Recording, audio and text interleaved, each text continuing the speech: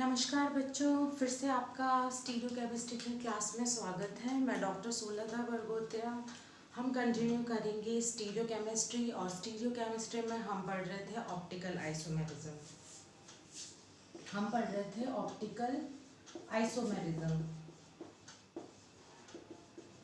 ठीक है। Optical isomerism को पिछली क्लास में हमने दो भागों में बांट लिया था, एनेंशियोमर्स और डायस्टीरियोमर्स दोनों को हमने डिटेल में स्टडी कर लिया था बच्चों। आज मैं एक नई टर्म आपको इंट्रोड्यूस करवाऊंगी और हम इनका मतलब भी समझेंगे। आज हम पढ़ेंगे मीसो कंपाउंड्स और हम पढ़ेंगे रेसिमिक मिक्सचर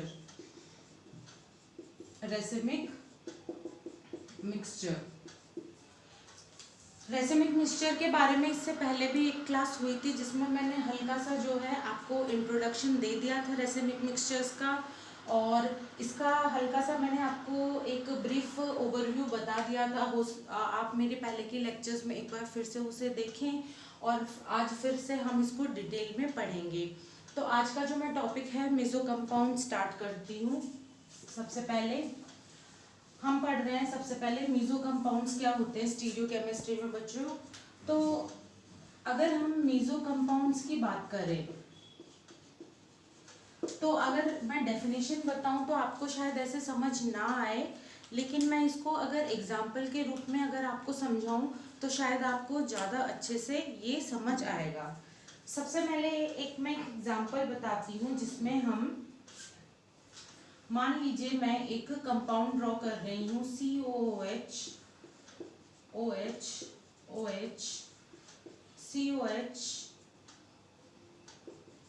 HNCOOH। ठीक है बच्चों, ये जो है इसको हम कहते हैं टार्ट्रिक एसिड। ठीक है, टार्ट्रिक एसिड में हमारे पास दो जो है काइरल सेंटर्स हैं। जो सेकंड कार्बन है इसका ये भी काइरल सेंटर है और जो थर्ड कार्बन है इसका ये भी काइरल सेंटर है। तो सबसे पहले जो क्राइटेरिया मीसो कंपाउंड का आप देखेंगे, कोई भी अगर आपको मीसो कंपाउंड की तरह आइडेंटिफाई करना है किसी कंपाउंड को, तो आप सबसे पहले क्राइटेरिया उसमें देखेंगे presence of two chiral centres.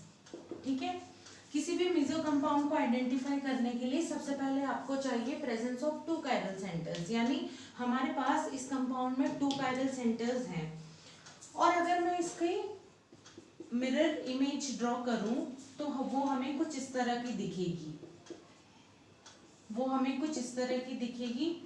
और इस इमेज में भी जो है बच्चों हमारे पास दो काइरल सेंटर्स हैं। आप देख सकते हैं एक काइरल सेंटर ये और एक काइरल सेंटर ये। ठीक है, तो टार्ट्रिक एसिड के हमने दो ऐसे फॉर्म्स बनाए हैं जिसमें हमारे पास OH जो है वो दोनों एक साइड है। दो काइरल सेंटर्स हमने डिनोट कर दिए हैं। अब मैं इसमें कोई भी सिमेट्रिकल एलिमेंट ढूंढूंगी। आपको नेक्स्ट पॉइंट जो इसमें ढूंढना है वो प्रेजेंस ऑफ सिमेट्री एलिमेंट है।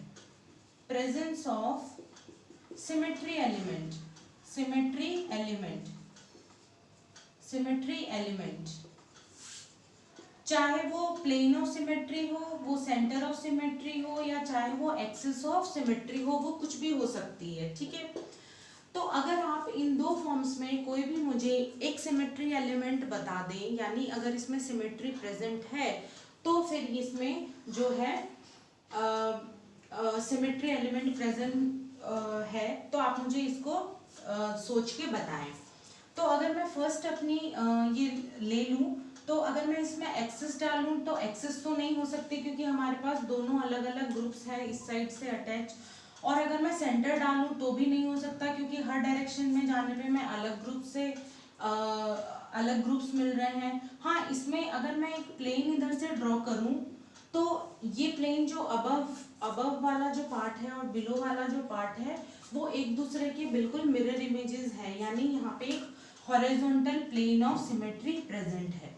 ठीक है, इसी तरह से अगर मैं इस स्ट्रक्चर में इस तरह से प्लेन ड्रॉ करूं, प्लेन ऑफ सिमेट्री, तो मैं देखती हूँ कि यहाँ पे भी प्लेन ऑफ सिमेट्री प्रेजेंट है। ठीक है बच्चों, तो ऐसे कंपाउंड जो प्लेन ऑफ सिमेट्री रखते हो, इसकी वजह से क्या है, इनका जो आधा पार्ट है, मान लीजिए अगर हम RS कॉन्फ़िगरेशन की बात बाद में करेंगे, मैं एक एस्टिमेट बता रही हूँ कि मान लीजिए अगर ऊपर वाले कॉन्फ़िगरेशन का कोई भी जो है उसका रोटेशन R आ रहा है और नीचे वाले पार्ट का रोटेशन S आ रहा है, तो RSR जो है इसको PPL को राइट हैंड साइड में घुमाएगा और S लेफ्ट हैंड साइड में घुमाएगा। ठीक है, R इसको राइट हैंड साइड में घुमाएगा, S इसको लेफ्ट हैंड साइड में घुमाएगा।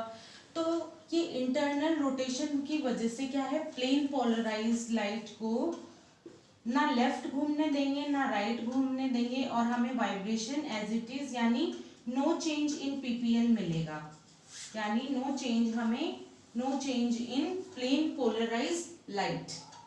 इस वजह से इस कंपाउंड को क्या है, हमने मीजो में क्लासिफाई किया है।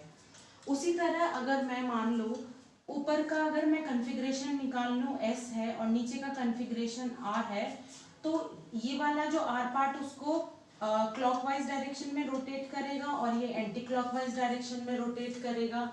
तो इस वजह से जो प्लेन पोलराइज्ड लाइट का जो रोटेशन है वो विद इन द मॉलिक्यूल की वजह से ही, रोटेशन के कारण ही जो है चेंज नहीं हो पाएगा, नो चेंज इन PPL। इस वजह से ये जो है प्लेन पोलराइज्ड लाइट का जो हमें व्यू दिखेगा, जो वाइब्रेशंस दिखेंगे पेन प्रोर का, उसमें हमें कोई चेंज नहीं दिखेगा। तो इस वजह से इस तरह की जो हमारा कंपनसेशन होता है उसको हम कहते हैं इंटरनल कंपनसेशन।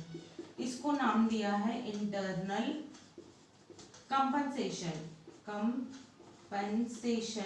क्योंकि ये जो हैपनिंग हो रही है, ये जो भी प्रक्रिया हो रही है, ये विद इन द मॉलिक्यूल की वजह से ही हो रही है। यहाँ पे बाहर का कोई फैक्टर काम नहीं कर रहा जिसकी वजह से प्लेन पोलराइज्ड लाइट का जो रोटेशन है वो चेंज हो गया है।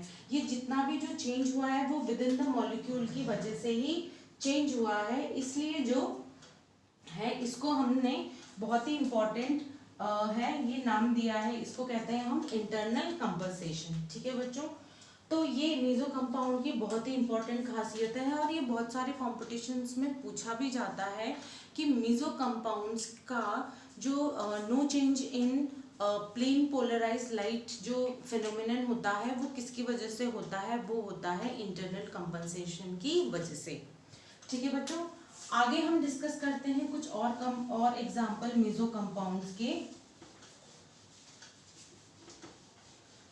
आगे हम कुछ और का जो है एग्जाम्पल्स डिस्कस करेंगे मीजो कंपाउंड्स के। सबसे पहले मैं ड्रॉ करती हूँ, ये मान लीजिए ये हमारे पास साइक्लिक वो है एटम है और मैंने यहाँ पे ड्रॉ किया है H और यहाँ पे ड्रॉ किया है Me और यहाँ पे ड्रॉ किया है H और यहाँ पे ड्रॉ किया है Me, यानी मिथाइल ग्रुप है हमारे पास। अब आप मुझे बताएंगे कि क्या ये कंपाउंड मीजो कंपाउंड है कि नहीं।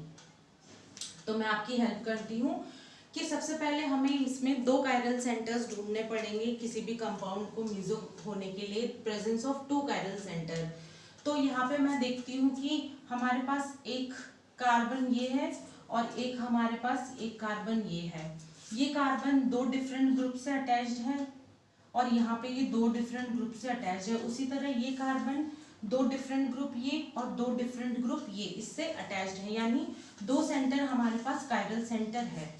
नेक्स्ट जो हमें इसमें पता लगाना है वो है presence of symmetry element, plane of symmetry, centre of symmetry या एक्सिस ऑफ सिमेट्री, कुछ भी इसमें हो हमें हमारा काम चल जाएगा। तो मान लीजिए मैं एक प्लेन इसको इस तरह से काटते हुए ड्रॉ करूं, अगर मैं इस तरह से काटूं तो हम देखते हैं कि आमने सामने वाले जो है वो हाइड्रोजन है और आमने सामने वाले मिथाइल है, यानी इसमें प्लेन ऑफ सिमेट्री प्रेजेंट है। ठीक है बच्चों, तो इसमें प्लेन ऑफ सिमेट्री प्रेजेंट है जिसकी वजह से ये एक मीजो कंपाउंड है, ये मीजो कंपाउंड है। ठीक है, ये एग्जाम्पल अगर आप ज़्यादा से ज़्यादा एग्जाम्पल प्रैक्टिस करेंगे तो आपके डाउट क्लियर होंगे, आप मॉलिक्यूल्स को देखना सीखेंगे कि हम इनको किस तरह से आइडेंटिफाई कर रहे हैं। मान लीजिए मैं एक और एग्जाम्पल ड्रॉ करती हूँ, ठीक है बच्चों। उसके बाद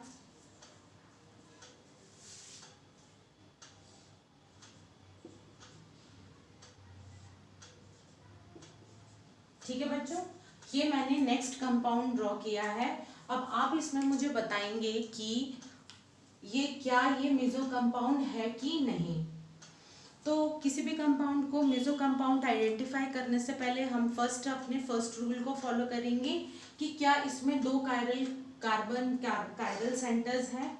तो सबसे पहले मैं इसके दो ऑड वन जो हैं कार्बन आइडेंटिफाई कर लेती हूँ।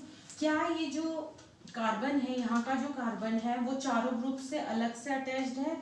क्या ये अलग से अटैच्ड है? तो हम ये देखते हैं कि ये वाला ग्रुप और ये वाला ग्रुप तो बिल्कुल सेम है।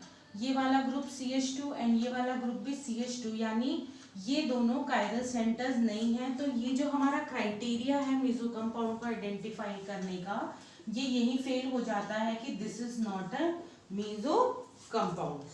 ठीक है, तो इस तरह से भी आपको मॉलिक्यूल को देखना आना चाहिए। ऐसा नहीं है कि अगर मॉलिक्यूल कॉम्प्लेक्स दिख रहा है तो जरूरी नहीं कि वो मेसो आपको बना के देगा ही देगा। उसके अलावा एक और बेवकूफ बनाने वाला क्वेश्चन जो आजकल ज्यादातर एग्जाम्स में पूछा जाता है वो इस तरह का है, आप देख लीजिए।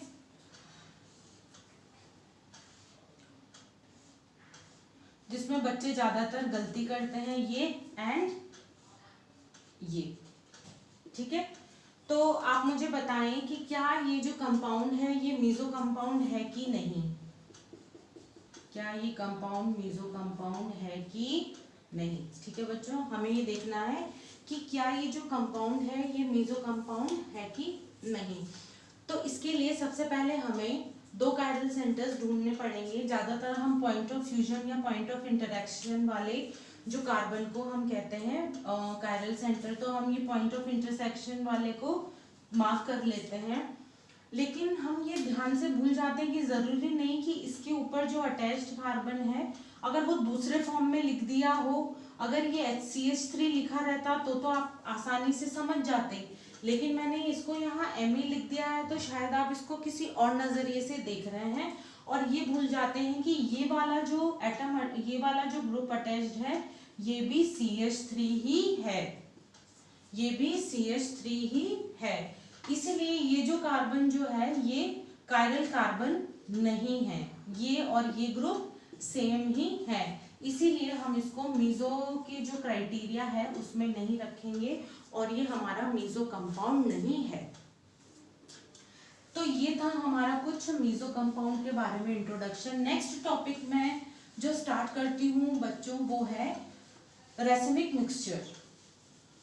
रेसिमिक मिक्सचर, हम बात करते हैं रेसिमिक मिक्सचर के बारे में।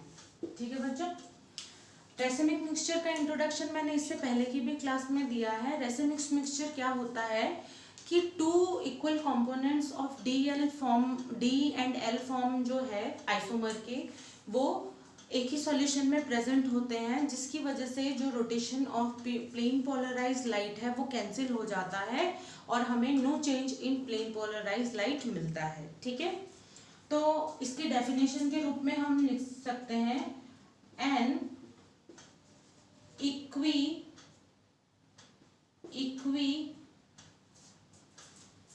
Equimolar mixture of D and L form of isomers in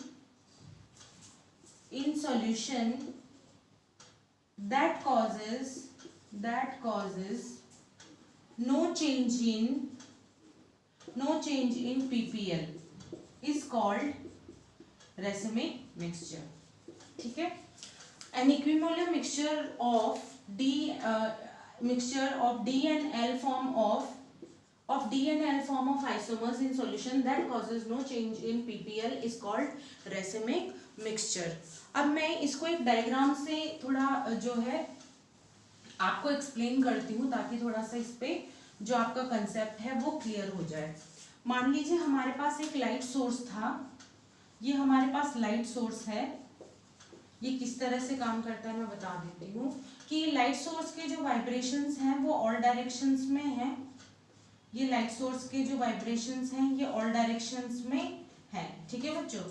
अब मैं जब इसको निकोल प्रिज्म से पास करती हूँ, जैसा कि हमने फर्स्ट क्लास में पढ़ा था, ये हमारा निकोल प्रिज्म है, निकोल प्रिज्म है। तो इस वाइब्रेशंस जो फिल्टर होके जो हमें मिलते हैं वो सिंगल उसमें प्लेन में मिलते हैं। ये हमारा सिंगल प्लेन है निकोल प्रिज्म के बाद। अब मैं इसको एक सैंपल ट्यूब में पास कर रही हूँ जिसमें हमारे पास ऑर्गेनिक सॉल्यूशन है, ठीक है। इसमें बहुत सारी फिल्टर्स हैं, इसमें 2 फिल्टर्स हैं, ठीक है, 2 फिल्टर्स हैं। अब मैं बात करती हूँ इसमें, मान लीजिए इस वाले जो चैम्बर है इसमें हमारा डी जो फॉर्म है आइसोमर का वो बंद है, और इसमें जो है हमारा एल फॉर्म ऑफ आइसोमर है वो बंद है, यानी ये प्लस वाला फॉर्म है और ये माइनस वाला फॉर्म है। और ये हमारी सैंपल ट्यूब है, सैंपल ट्यूब है, ठीक है बच्चों। अब मैं इस प्लेन पोलराइज लाइट को डी फॉर्म से पास कराऊंगी तो ये कुछ इस तरह से घूम जाएगी।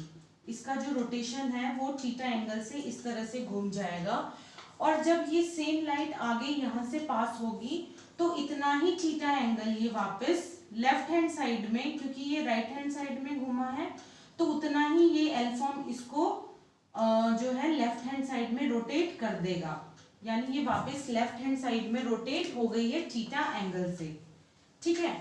तो जब ये ऑर्गेनिक सैंपल आप यहाँ पे इसको व्यू करेंगे वापस, जब आप इसको वापस व्यू करते हैं तो व्यू पे आपको पता चलता है कि जो हमें प्लेन पोलराइज लाइट का जो वाइब्रेशन है वो वापस वैसा ही मिलता है।